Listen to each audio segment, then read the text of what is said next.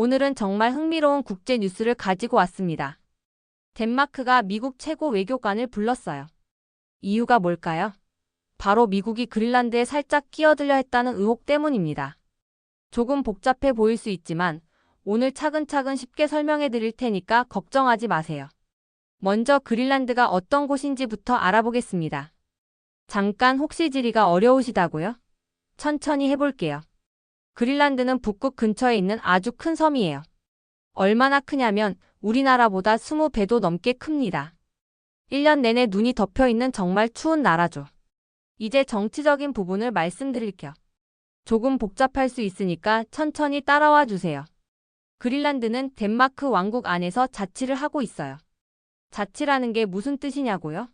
쉽게 말해서 집안일은 스스로 하지만 외교 같은 큰 일은 덴마크가 대신해주는 거예요. 마치 성인이 된 자녀가 독립해서 살지만 중요한 일은 부모님과 상의하는 것과 비슷하다고 보시면 됩니다. 이해하기 쉬우시죠? 그런데 미국이 왜 그린란드에 관심을 가질까요? 이 부분이 정말 중요한데요. 찬찬히 설명해 드릴게요. 이유는 크게 세 가지입니다. 첫째, 군사적으로 아주 중요한 위치에 있어요. 그린란드는 북극을 지키는 관문 역할을 한답니다. 마치 우리 집 대문 같은 역할이라고 생각하시면 쉬워요. 둘째, 땅 속에 귀한 광물들이 정말 많이 묻혀 있어요. 히토류라고 하는 특별한 금속들이 있는데요. 이게 스마트폰이나 컴퓨터 만들 때 꼭 필요한 재료입니다. 셋째, 앞으로 북극 항로가 열리면 교통의 중심지가 될 수 있어요. 지구가 점점 따뜻해지면서 북극의 얼음이 녹고 있거든요. 그러면 새로운 바닷길이 생기는데 그린란드가 그 길목에 있는 거예요. 여기까지 잘 따라오셨죠? 재미있는 이야기 하나 더 들려드릴게요. 트럼프 전 대통령이 예전에 그린란드를 사고 싶다고 말한 적이 있어요. 처음엔 모두 농담인 줄 알았는데 지금 보니까 진짜였나 봅니다. 참 놀라운 일이죠. 이번에 덴마크 외교부 장관이 정말 강하게 반발했어요. 내정 간섭은 절대 안 된다고 말이에요. 내정 간섭이라는 말이 어려우실 수 있는데 천천히 설명해 드릴게요. 쉽게 말하면 우리 집에 다른 사람이 와서 이래라 저래라 하는 거랑 비슷해요. 예를 들어서 이웃집 아저씨가 갑자기 와서 당신 집 가구 배치를 이렇게 바꾸세요. 라고 한다면 기분이 어떠실까요? 당연히 기분 나쁘실 거예요. 바로 그런 느낌입니다. 그럼 미국이 구체적으로 뭘 했길래 이런 일이 벌어졌을까요? 이 부분이 좀 복잡할 수 있으니까 차근차근 말씀드릴게요. 알려진 바로는 미국 사람들이 그린란드에서 독립을 지지하는 사람들의 목록을 만들려고 했대요. 그리고 그린란드 사람들의 여론을 자기들 쪽으로 움직이려고 시도했다는 거예요. 이걸 좀 더 쉽게 설명해드리면 마치 우리 동네에서 어떤 사람이 와서 이 동네 사람들아, 다른 동네로 이사 가는 게 어때? 라고 부추기는 것과 비슷합니다. 당연히 원래 살던 사람들은 기분이 나쁘겠죠. 이걸 안 덴마크 정보기관이 바로 움직였어요. 감시를 강화하고 안전조치를 취했다고 합니다. 정보기관이라고 하니까 어려우실 텐데 쉽게 말해서 나라의 안전을 지키는 사람들이라고 보시면 됩니다.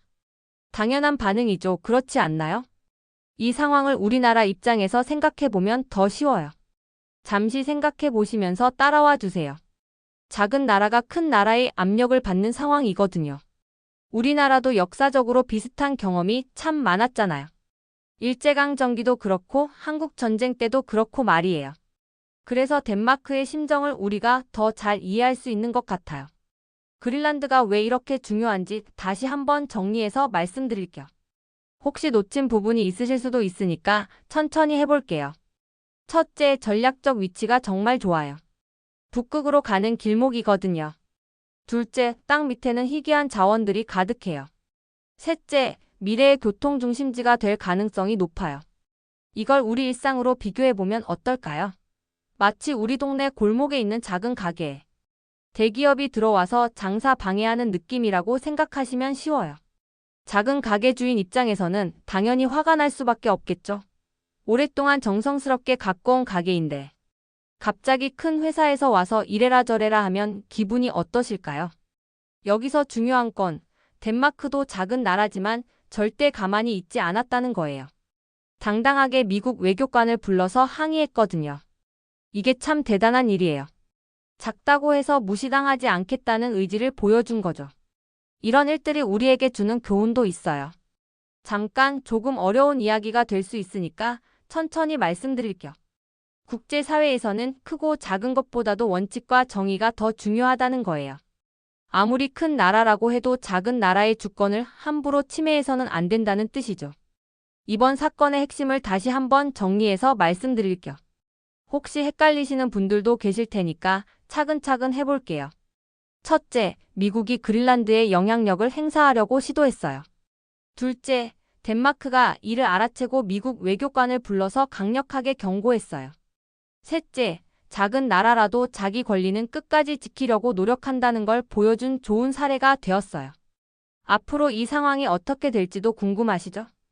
전문가들은 미국과 덴마크가 조용히 대화를 통해 해결할 것이라고 예상하고 있어요. 하지만 그린란드의 전략적 중요성 때문에 이런 갈등은 앞으로도 계속 있을 수 있다고 봐요. 오늘 이런 복잡한 국제 뉴스를 끝까지 들어주셔서 정말 감사합니다. 도움이 되셨다면 구독과 좋아요 부탁드려요. 알림 설정도 해두시면 새로운 소식을 가장 빠르게 받아보실 수 있답니다.